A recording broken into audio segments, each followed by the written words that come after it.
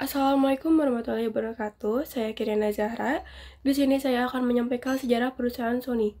Sony Corporation. Sony Corporation adalah perusahaan multinasional yang didirikan pada 7 Mei tahun 1946 oleh Masaru Ibuka dan Akio Morita dengan nama Tokyo Toshin Konfucho atau Totsuko atau Telecommunication Research Institute.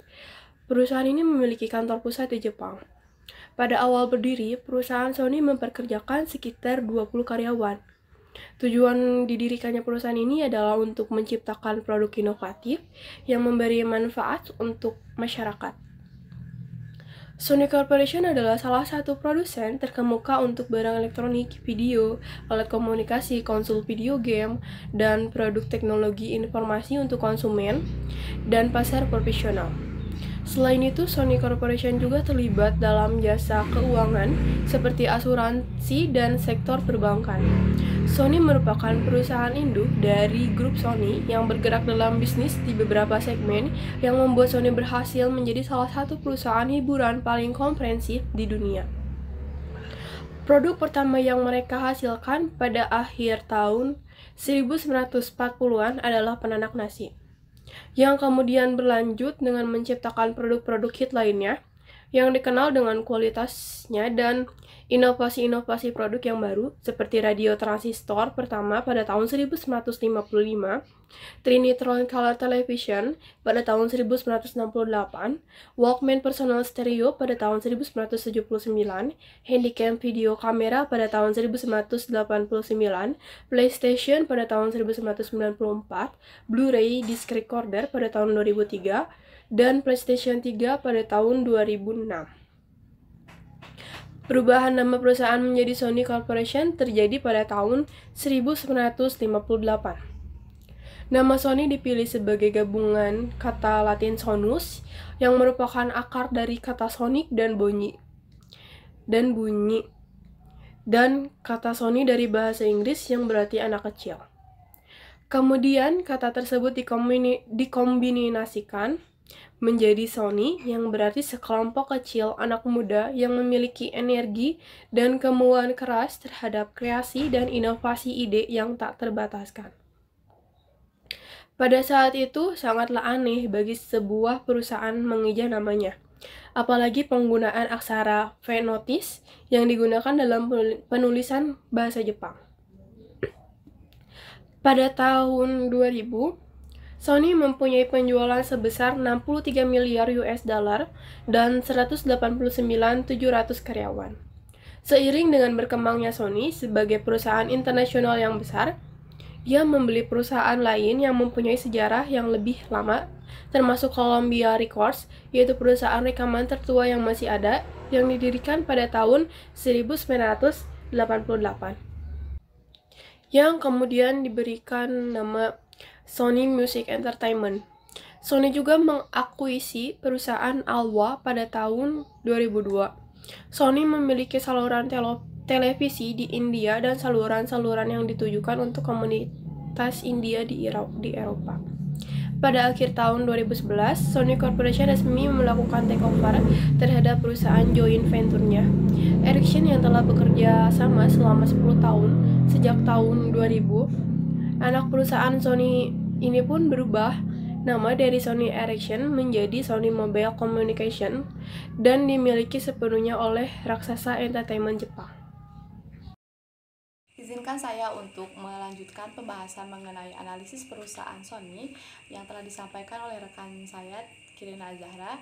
Saya Tia Agustina Mariam akan melanjutkan tentang pembahasan etika bisnis dari perusahaan Sony.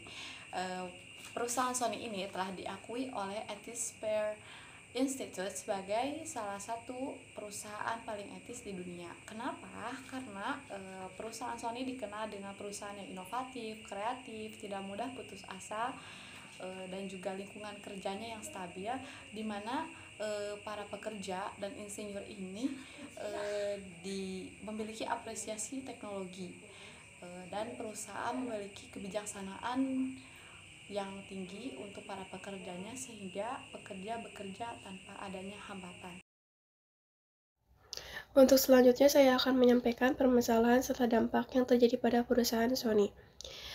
Adapun permasalahan yang dialami oleh perusahaan Sony ini menyebabkan menurunnya perusahaan mereka terbagi menjadi 5 penyebab, yaitu disebabkan oleh manusia atau pegawai, lingkungan, mesin atau alat, dan material atau bahan. Untuk lebih lanjutnya, saya akan menjelaskannya. Pertama, faktor lingkungan. Permasalahannya, Sony kalah bersaing dengan Samsung dan LG. Mengapa? Yang pertama, bersikap arogan dan menyepelekan calon rival seperti Samsung dan LG. Yang kedua, Sony merupakan perusahaan terbesar di dunia dan di Jepang, sedangkan Samsung dan LG merupakan perusahaan yang lebih kecil dari Sony. Yang ketiga, Sony memiliki jumlah profit penjualan lebih besar daripada Samsung dan LG di tahun sebelumnya. Yang keempat, karena Sony merupakan perusahaan terbesar dan memiliki jumlah profit penjualan dibanding rivalnya, maka Sony merasa lebih puas diri dengan prestasi yang telah didapat, sehingga mereka telah mengambil keputusan untuk berinovasi. Permasalahan selanjutnya, karena budaya Jepang yang sangat mengagungkan harmoni dan konsensus. Mengapa? Yang pertama, terlalu lama dalam mengambil keputusan mengenai produk apa saja yang akan diluncurkan. Yang kedua, menjaga harmoni juga membuat ide-ide kreatif yang radikal nyaris tidak pernah bisa mengakar. Yang ketiga, Jepang memelihara budaya senioritas di mana para senior tertinggi yang berhak untuk mengambil keputusan. Yang keempat, senior tertinggi yang usianya paling tua dianggap lebih banyak pengalaman dan lebih mengetahui perkembangan teknologi tertinggi. Yang kedua ada faktor mesin atau alat. Permasalahannya hanya berfokus pada teknologi digital tinggi tanpa mendukung perangkat pendukungnya. Mengapa? Sony berpendapat bahwa teknologi mereka yang hanya berpusat pada pengembangan Walkman, ekosistem, dan kamera menjadi satu kesatuan adalah hal yang tepat. Sistem tersebut sudah menjadi pegangan teguh dan telah membuat nama Sony menjadi besar, sehingga Sony tidak memprediksi adanya perubahan keinginan konsumen yang beralih pada sistem Android. Yang kedua, sistem Android dianggap konsumen lebih memiliki banyak fitur yang lengkap dan harga juga lebih terjangkau. Sedangkan untuk produk Sony masih berkisar harga tinggi. Selanjutnya ada faktor manusia. Permasalahannya budaya senioritas yang tinggi di perusahaan Sony. Mengapa? Perusahaan Sony lebih banyak dipimpin oleh pegawai yang berusia di atas 50 tahun. Kedua, pegawai yang memiliki usia di atas 50 tahun dianggap lebih berpengalaman dan mengetahui tentang perkembangan industri. Yang ketiga, pegawai yang berusia muda tidak diberi kesempatan untuk dapat lebih berinovasi, sehingga Sony masih menggunakan cara sama untuk mengembangkan perusahaannya tersebut tanpa melihat keinginan pasar yang sudah berubah. Yang kelima, beranggapan bahwa apa yang telah dimiliki Sony adalah yang paling baik untuk pangsa pasar. Selanjutnya, Sony menekankan kepada kualitas barang yang mereka jual, tetapi untuk harga masih tergolong tinggi untuk pangsa pasar sekarang ini, sedangkan pangsa pasar lebih menekankan dengan ponsel yang memiliki aplikasi lengkap dengan harga yang murah. Selanjutnya ada karena permasalahan Jepang adalah negeri yang menua atau aging nation. Mengapa? Studi demografis menulis dalam 40 tahun ke depan penduduk Jepang akan berkurang 25%. Dan kemudian 90 tahun lagi penduduk Jepang akan lenyap hingga 60%-nya. Mengapa? 90% perempuan muda Jepang enggan menikah dan punya anak. Selanjutnya, mereka berpendapat bahwa menikah dan mempunyai anak membutuhkan biaya yang sangat mahal dan memberikan proses yang sulit dan ribet.